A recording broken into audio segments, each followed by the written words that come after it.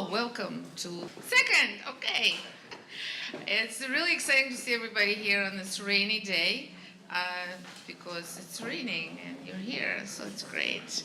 I want to introduce Dave Cohen, whom I'm just meeting for the first time, but it's very exciting. My son is a bicycle mechanic who is completely crazy about building his own custom bikes, so this is a special privilege for me, and we have to talk afterwards so we can hook up. Dave Cohen has over 30 years of experience promoting bikes for everyday transportation. And he's also a founder of Vbike in 2015, a nonprofit organization and advocacy group dedicated to promoting new bicycle technologies, which I'm sure he's going to tell you all about in great detail. So, Dave. I thought you didn't know me. So, the way that I usually start this off is a map of New York City with all these dots that you see back here. So again, it's not layered, so you're not getting the full impact of this. But the dots that you see, those blue dots you see above, are a map in New York City of all of the city bike share stations. And usually when people look at the map, I say, no, it's not all the pizza shops in New York City. It's actually this amazing thing that's happening, not just in New York City, but all around the world, bike share programs. People go like, oh, that's nice. You know, there's Washington, D.C., which is really extensive. There's one that's starting up in Burlington. 25% of them are going to be electric bikes. But there's a greater meaning behind what's going on. You know, it's not just the technology is available. It's not just that, you know, bikes are all of a sudden becoming more popular.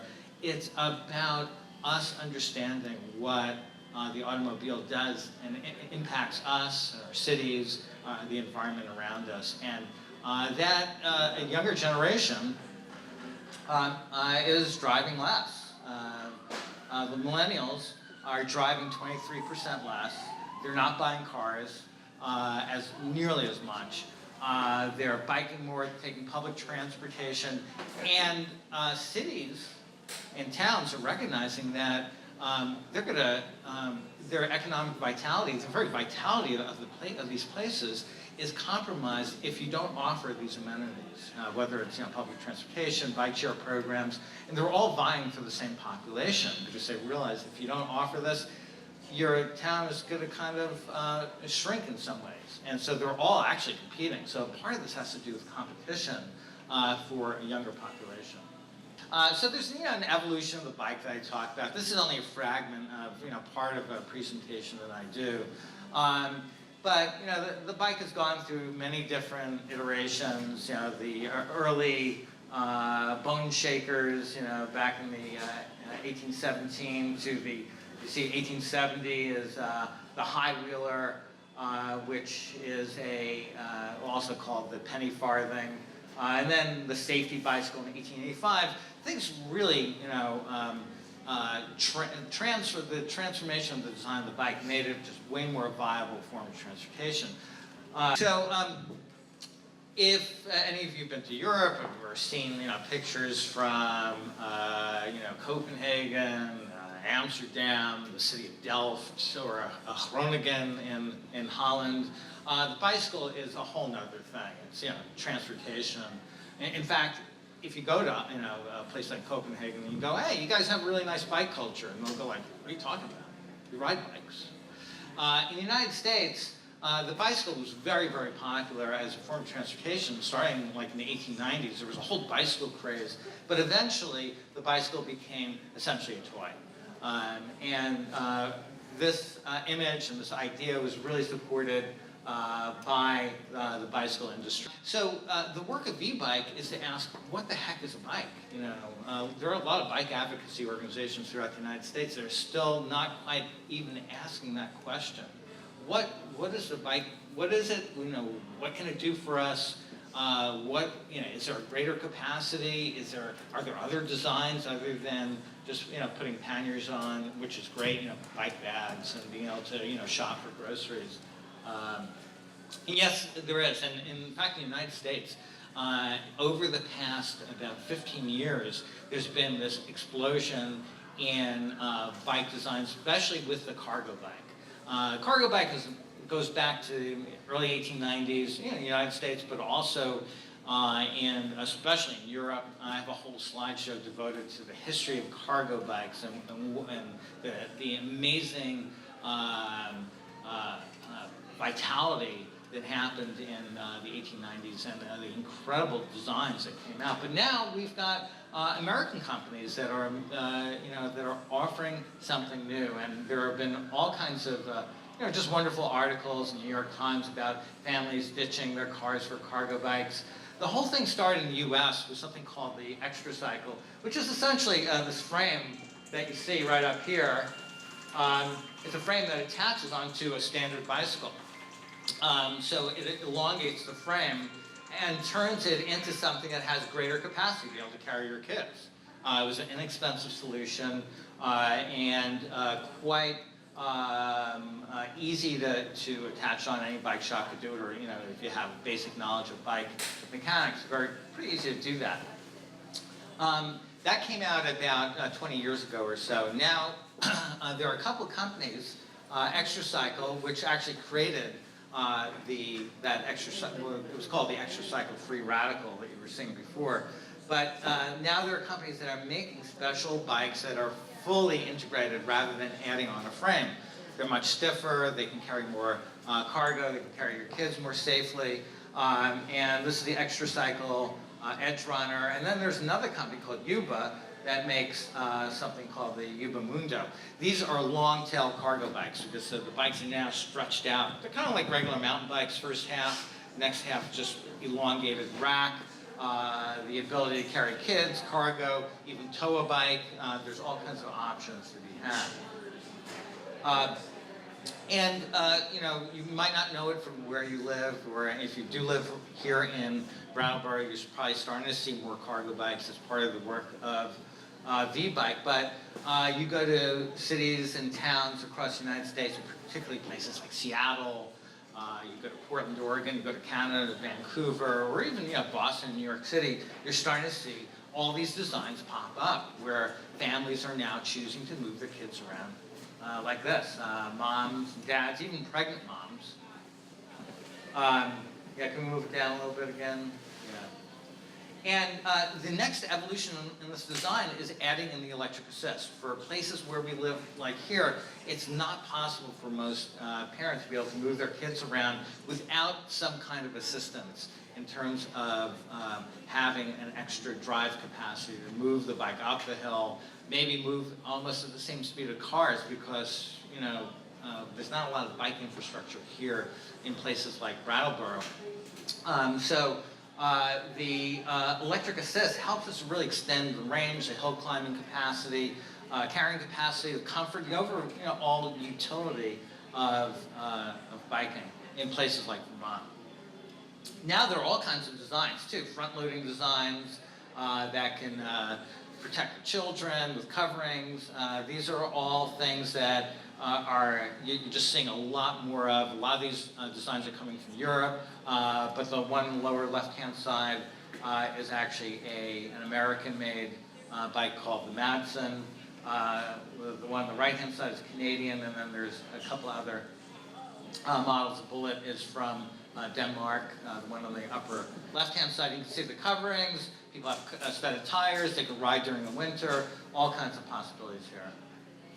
Then there are a lot of compact cargo bikes coming out. We have one of these in our fleet of bikes I'll be showing you. This is Bike Friday.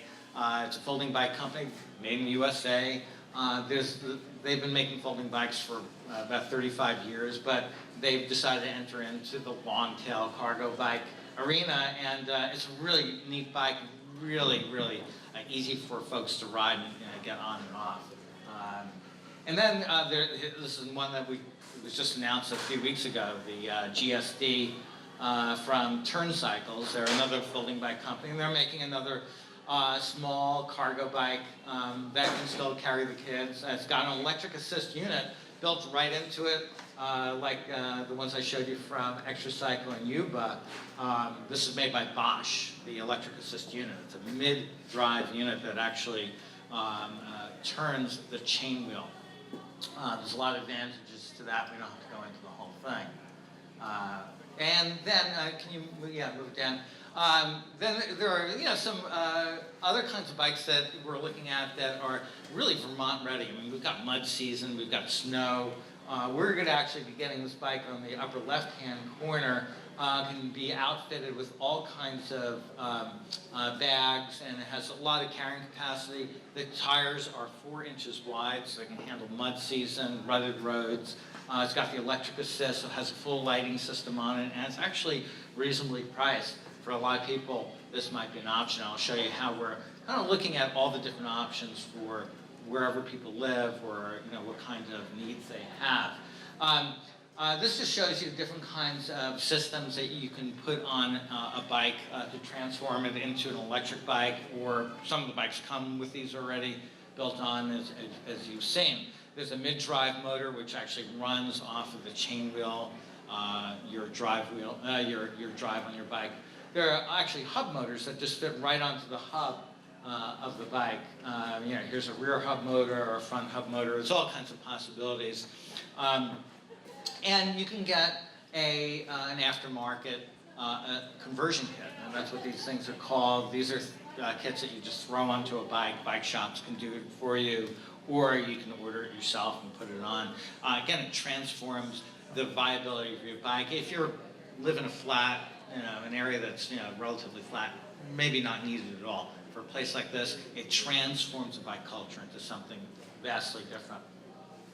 Now, the upper end of the tier of this whole thing is a possibility of vehicles that are semi-enclosed, that have, in this case, the Elf, which is a 3-wheeled vehicle, has room for children in the back, actually has a built-in solar panel on the top, so you just keep it outside, it charges, but you pedal it. And so what we're talking about with electric assist is not just, the fun, the utility and all that, but we're talking about the ultimate hybrid vehicle between human power and electric power. And what you're going to find out, if I can move through this fast enough, that I'm not even talking about bikes. We're talking about how to be human beings on a landscape. We love the bikes, we love the designs, great, but we actually have to learn how to become more like human beings rather than the machines that we drive around. And I'll explain that in a little bit. You'll find the pebbles right out here. If we see out the window, we've got the orange pebble here. It's actually made down Deerfield. You can meet Nevin, who brought it up. They're just starting out and getting a whole bunch of these things built. Very similar to the Elf, but actually more New England oriented. It's got optional doors and a heating system and so forth. He's got that all set up there. But this is what we're up against. That image, right? And here's the old version of it. When you look at the evolution of the automobile, it's so fascinating. It starts off as this thing that's totally open to the elements, open to its own pollution, noise, and so forth. It starts becoming more enclosed. By 1921, 1922, about 70% of the cars were now enclosed. Before that, it was actually a very small number of cars that were enclosed like this. As the enclosure increases, oh man, see, you totally missed this. This is Park Avenue. The slide before it was Park Avenue just before it turned into this. It was a park. Most amnesia. This is total amnesia we have about how the automobile transformed not just our landscape, but us and our sense of identity, our sense of our bodies. And as it became more and more a separate environment, now we've got everything. We've got sound systems. We have a whole separate reality within the automobile. It has literally colonized our ability to see what it is. And there are a lot of science fiction films about that. I think we're living in a kind of science fiction time with the automobile and how it's transformed, again, not only our bodies, but our psyche. And it's kind of like this, we've got a certain part of our brain called our limbic brain. It's our mammal brain. It's the one that kind of has that connection and bonding to the world and to our children and to each other. When we sever our sensory relationship with the world, our capacity to care and love the world is decreased. And so, this is a layered slide. You're not getting the whole thing. But one thing we like to do is really take apart how that happens on many different levels. Our sensory deficit to the external world once we're in an automobile, and how that impacts our relationship to the social and ecological terrain we all inhabit. I'm not going to go through the whole thing, but usually I go in a lot of detail in that. Our ability to communicate is totally truncated into like signals. I mean, when you really look at it, when people want to communicate to you from their automobile, they can honk, they can blink lights. These things all light up during a real presentation, or they can maybe shout out to you from the car. It's a profoundly impoverished way of being a human being in some regards. And so whenever technology becomes routine, it tends to be regarded as normal. This is what we call the pathology of normalcy. And no matter how great, it disrupts the balance of things in our world. And don't worry, technology, of course, will save us. And so this, again, is a layered slide, first showing the electric car. That's going to save us, right? The electric car is coming, totally going to solve all the problems. It's going to be the same exact thing. It's just everything stays the same approach to transportation. The end game of which is really the car bot, or the robo-car, which is going to be a completely autonomous vehicle, which people are going, oh, isn't that a good thing? I'm not so sure about that. Because what we talk about at Vbike is something called automobilism. It's a very strange social and ecological contract we're making with this world. And it has a way of colonizing not only our landscapes, soundscapes, and biosphere, not only our minds and bodies, and as you can see, this is a Ford ad from Canada, which I think is really interesting. It's just showing how integrated we've become with the machine. You can't even see it when you're this integrated with them. I'm trying to disintegrate it a little bit. And so, but it also colonizes our primary experiences, our unmediated experiences with the social and ecological fabric we inhabit. And then, the worst of all, it totally dumbs down our creative potential to think outside of the box. And, what does this have to do with tiny houses? Well, just, think about tiny houses and the resource savings. We're using a lot less. We're thinking really wisely about our footprint on the world. Just, this large cargo bike, you can make about 100 of them out of this SUV. So, how do these things go together? Well, a lot of folks have thought about like tiny houses for a long time. Here's a trailer, homemade trailer from back in the 1940s. A lot of people that are building like tiny house kind of trailers for their bicycles, kind of interesting developments. A lot of tiny houses are really incorporating the bicycle into their lifestyle. This one over here has got actually a whole compartment that's just for your bikes. It is really, there's really a connection between the two of like looking at our footprint ecologically and socially, looking at our footprint from the tiny house perspective to the bike perspective. I think it's a really interesting thing. So just to tell you quickly a little bit about Vbike. Yeah, if you can bring that down a little bit. We have a contract with the state through an organization called Go Vermont. That's actually part of VTrans, part of our Department of Transportation, to provide consultations with Vermonters on like, what will work for you. So you live up a hill and it's muddy, or you're trying to carry kids, or you're trying to start a business and like to use a bike. We'll help people explore that and look at all the different options and really, start enacting some of the wildest dreams that we could possibly have to inspire our communities to really create something different that's out there every day.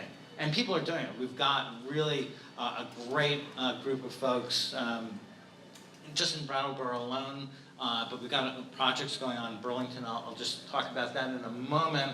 But we also have low interest loans that we got through the Vermont State Employees Credit Union.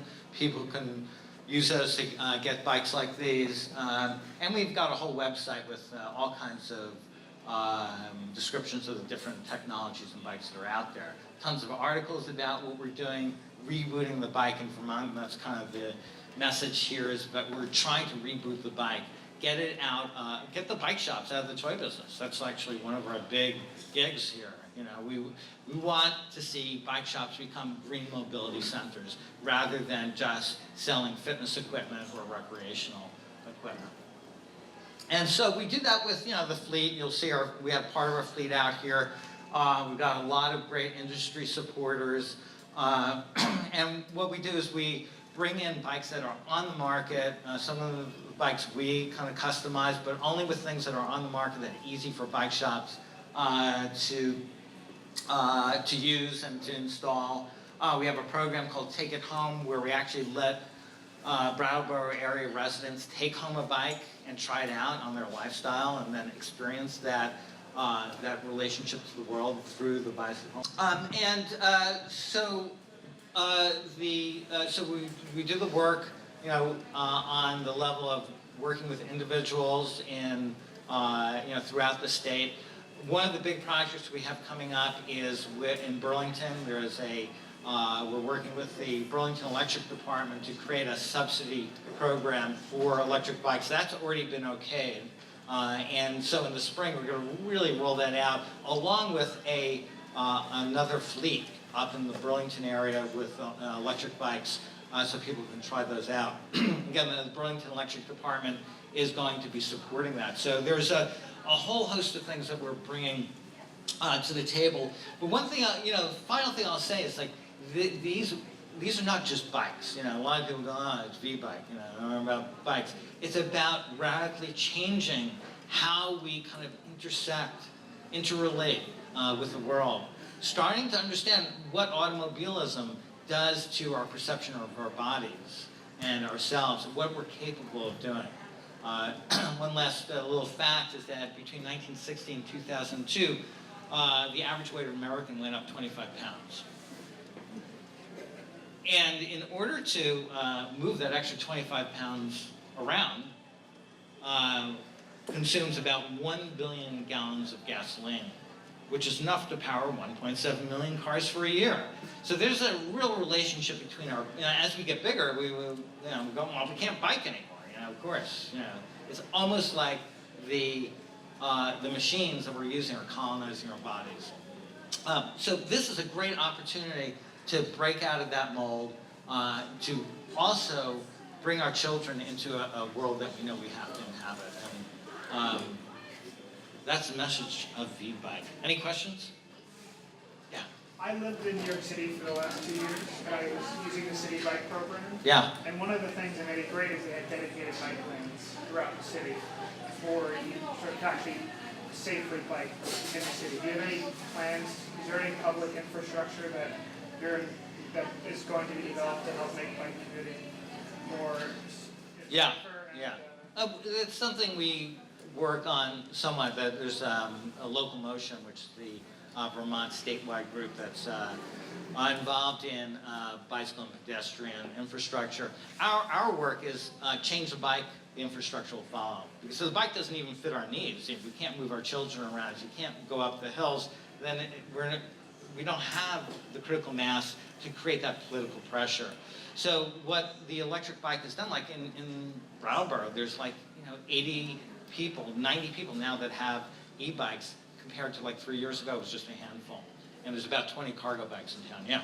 So this is my information is partial, but I understand that the battery in the e-bikes was not produced in an environmentally sustainable way. In other words, if you get rid of one, it's a huge pollution problem. Yeah. So, is there work on that? Yeah, there's a lot of work being done on it. So the bicycle is not green.